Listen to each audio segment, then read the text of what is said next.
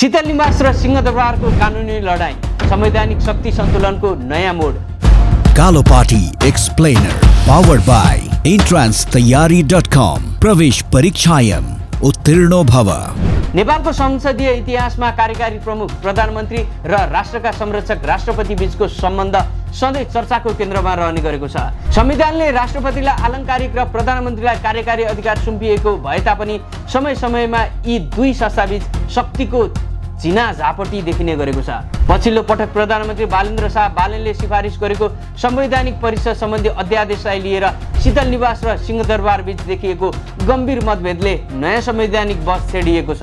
प्रधानमन्त्रीले पठाएको अध्यादेश राष्ट्रपति रामचन्द्र पौडेलले पुनर्विचारका लागि फिर्ता पठाएपछि सुरु भएको यो शीत युद्धले केवल दुई व्यक्तिको टक्राव मात्र होइन, बरु नेपालको संविधानको व्याख्या र अभ्यासमाथि नै ठूलो प्रश्न चिन्ह खडा गरिदिएको छ। प्रधानमन्त्रीले 2 पेज लामो लिखित जवाब पठाउँदै यो अध्यादेश रोक्ने ठाउँ छैन भन्नु र राष्ट्रपतिले बहुदलीय पद्धतिमा प्रश्न उठाउनुले नेपाली राजनीतिमा नयाँ संवैधानिक सङ्कटको सङ्केत गरेको छ।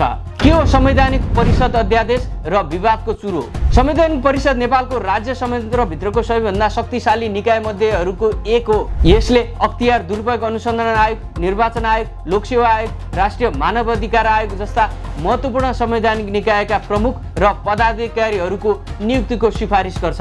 परिषदको संरचना: संविधान अनुसार परिषदमा 6 जना सदस्य रहन्छन्। 1 प्रधानमन्त्री, 2 प्रधान न्यायाधीश, 3 सभामुख, 4 राष्ट्रिय सभाको अध्यक्ष, 5 प्रतिनिधि सभाको विपक्षी दलको नेता, 6 उपसभामुख। विवादको कारण: विगतको कानुनी व्यवस्था संवैधानिक परिषद ऐन 2066 अनुसार परिषदको निर्णयका लागि अध्यक्ष र कम्तीमा 4 जना सदस्य उपस्थित हुनुपर्ने र निर्णय सर्वसम्मतिबाट हुनुपर्ने प्रावधान थियो। यदि सर्वसम्मति नभएमा दोस्रो बैठकमा बहुमतबाट निर्णय गर्न सकिन्थ्यो। तर प्रधानमन्त्री बालेनले ल्याएको नयाँ अध्यादेशले निर्णय प्रक्रियालाई अत्याधिक खुकुलो बनाउन खोजेको छ। यसले गणपूरक सङ्ख्या घटाउने र विपक्षी दलको नेता वा अन्य सदस्य अनुपस्थित भए पनि प्रधानमन्त्रीले चाहेको व्यक्तिलाई नियुक्ति गर्न सक्ने गरी बहुदलीय प्रावधान ल्याउन खोजेको छ। राष्ट्रपति रामचन्द्र पौडेलले यसलाई गम्भीर आपत्ति जनाएका छन्। उनको तर्क छ कि लोकतान्त्रिक प्रणालीमा सर्वसम्मतिलाई लत्याएर बहुमतको बलमा मात्रै संवैधानिक नियुक्ति गर्न सही हुन्छ। यसले संवैधानिक निकायहरूको निष्पक्षतामा कस्तो असर पार्ला? राष्ट्रपतिको अधिकार प्रयोग र कानुनी छिद्र: राष्ट्रपति रामचन्द्र पौडेलले सरकारले सिफारिस गरेका अन्य 7 वटा अध्यादेश जारी गरे पनि संवैधानिक परिषद सम्बन्धी अध्यादेश मात्र फिर्ता पठाइदिए। यसका लागि उनले यसअघि 2082 साल असार 25 गते प्रमाणीकरणका लागि पेश भएको विधेयक र मङ्सिर 2 गते सिफारिस भएको अध्यादेश जारी नभएको नजिरलाई आधार बनाएका छन्। यहाँ एउटा गम्भीर संवैधानिक प्रश्न उठ्छ: के राष्ट्रपतिलाई अध्यादेश फिर्ता गर्ने अधिकार छ? नेपालको संविधानको धारा 113 मा विधेयक प्रमाणीकरणको व्यवस्था छ, जहाँ राष्ट्रपतिलाई 15 दिनभित्र विधेयक प्रमाणीकरण गर्ने वा पुनर्विचारका लागि फिर्ता पठाउने अधिकार दिइएको छ। तर अध्यादेशको हकमा धारा 114 ले केही बोल्दैन। धारा 114(1) मा भनिएको छ, मन्त्री परिषदको सिफारिसमा राष्ट्रपतिले अध्यादेश जारी गर्न सक्नेछ। कानुनविदहरू यसलाई संविधानको ग्रे एरिया, अस्पष्ट क्षेत्र मान्छन्। एक पक्षको तर्क छ कि राष्ट्रपतिले विधेयक जस्तै अध्यादेश पनि एकपटक फिर्ता पठाउन सक्छन्। अर्को पक्षको तर्क छ कि अध्यादेश तत्काल केही गर्न आवश्यक परेको अवस्थामा कार्यकारीले ल्याउने अस्त्र भएकाले राष्ट्रपतिले यसलाई रोक्न मिल्दैन। राष्ट्रपतिले आफ्नो संवैधानिक नैतिकता र प्रणालीको संरक्षकको हैसियतले यसलाई रोकेको हुन् भने प्रधानमन्त्रीले यसलाई कार्यकारीको अधिकारमाथिको ठाडो हस्तक्षेप मानेका छन्। बालेनको 2 पेजको लिखित जवाब कडा काउन्टर: प्रधानमन्त्री बालेन शाह हच्किने मुडमा छैनन्। उनले राष्ट्रपतिलाई पठाएको 2 पेजको लिखित टिप्पणीमा अध्यादेश जारी गर्नुपर्ने बाध्यात्मक कारणहरू पेश गरेका छन्। उच्च स्रोतका अनुसार बालेनले आफ्नो टिप्पणीमा मुख्य 3 वटा बुँदा उठाएका छन्। संवैधानिक निकायमा रिक्तता: लामो समयदेखि संवैधानिक निकायहरू पदाधिकारी विहीन हुँदा राज्यको कार्य सम्पादन ठप्प भएको छ। लोकसेवाको परीक्षादेखि अख्तियारको अनुसन्धानसम्म प्रभावित भएको हुँदा अध्यादेश अनिवार्य छ। कार्यकारीको विशेष अधिकार: संसद नचलेको अवस्थामा कानुन बनाउने अधिकार मन्त्री परिषदको सिफारिसमा कार्यकारीलाई हुन्छ। राष्ट्रपतिले यसलाई कन्टेन्ट भित्र छिरेर राजनीति गर्न मिल्दैन। पुनः सिफारिसको शक्ति: संविधान अनुसार यदि मन्त्री परिषदले दोहोर्याएर सिफारिस गरेमा राष्ट्रपतिले त्यसलाई जारी गर्नै पर्ने बाध्यता रहन्छ। बालेनले अप्रत्यक्ष रूपमा राष्ट्रपतिलाई उनको संवैधानिक सीमा स्मरण गराएका छन्। प्रधानमन्त्रीको यो लिखित जवाबपछि शीतल निवास दबावमा परेको देखिन्छ।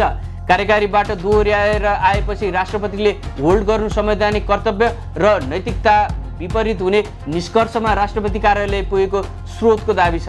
ऐतिहासिक नजिर र ओलीपथको छाया। संवैधानिक परिषद अध्यादेशको यो विवाद नेपालका लागि नयाँ भने होइन। यसअघि तत्कालीन प्रधानमन्त्री केपी शर्मा ओलीले पनि यस्तै अध्यादेश ल्याएर ठूलो संख्यामा संवैधानिक नियुक्ति गरेका थिए। त्यसबेला पनि विपक्षी दलहरूले यसलाई संवैधानिक कु भनेका थिए। अहिले बालेनले त्यही बाटो रोज्दा राष्ट्रपति पौडेलले ब्रेक लगाउन खोज्नुलाई धेरैले राजनीतिक रूपमा पनि हेरेका छन्। के बालेनले ल्याएको अध्यादेश ओलीको भन्दा फरक छ वा राष्ट्रपतिले पहिले आफू विपक्षमा रहँदा जे कुराको विरोध गरेका थिए अहिले त्यही पदमा बसेर त्यसलाई रोक्न खोजेका हुन्? यो द्वन्द्वले नेपालको राजनीतिमा सिद्धान्त र सत्ता स्वार्थ बीचको खाडललाई पुनः छताछुल्ल पारेको छ। संवैधानिक र राजनीतिक प्रभावको विश्लेषण। यो टकरावले केवल दुई संस्था बीचको सम्बन्ध मात्र बिग्रेको छैन, यसका केही गम्भीर प्रभावहरू पनि देखिनेछन्। संवैधानिक रिक्तता र सेवा प्रवाह। परिषदको विवादले गर्दा दर्जनौं संवैधानिक पदहरू रिक्त छन्। यसले राज्यको शक्ति सन्तुलन र नियन्त्रण चेक एन्ड ब्यालेन्स गर्ने निकायहरूलाई कमजोर बनाउँछ। शक्ति सन्तुलनमा असन्तुलन। यदि प्रधानमन्त्रीले चाहेको बेला अध्यादेशबाट नियुक्ति गर्न पाउने हो भने संवैधानिक निकायहरू प्रधानमन्त्रीको शाखा जस्ता बन्ने डर रहन्छ। अर्कोतर्फ यदि राष्ट्रपतिले हरेक अध्यादेश रोक्न थाले भने निर्वाचित सरकारले काम गर्नै सक्दैन। न्यायिक निरूपणको सम्भावना। यो मुद्दा अन्ततः सर्वोच्च अदालत पुग्ने सम्भावना प्रबल छ।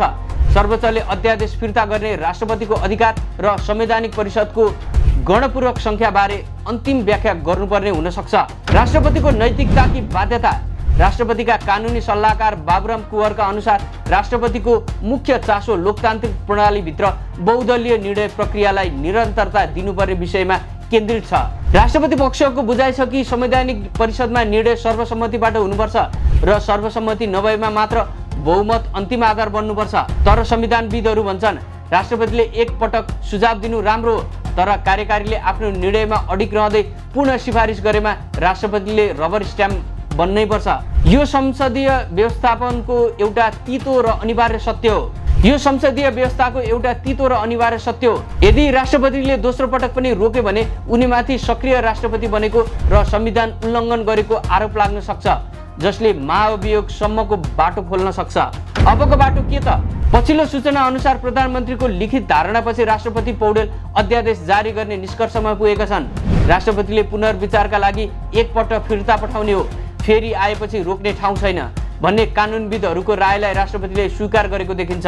सम्भवतः यो अध्यादेश अब जारी हुनेछ, तर यसले एउटा गम्भीर नजिर छोडेको छ।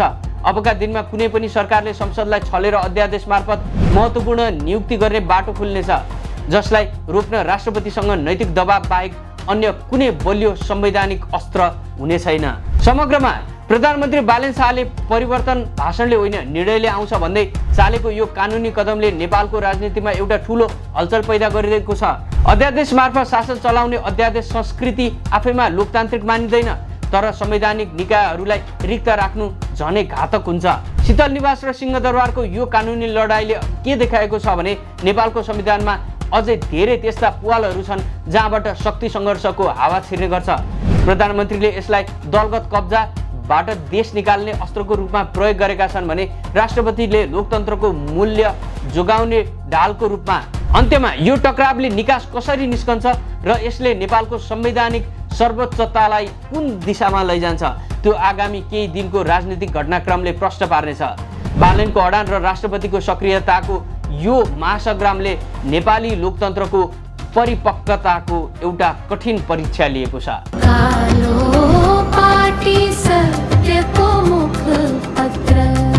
प्रवेश परीक्षा तयारीमा तपाईको सारथी इन्ट्रान्स तयारी.com। प्रवेश परीक्षायम उत्तीर्ण भव।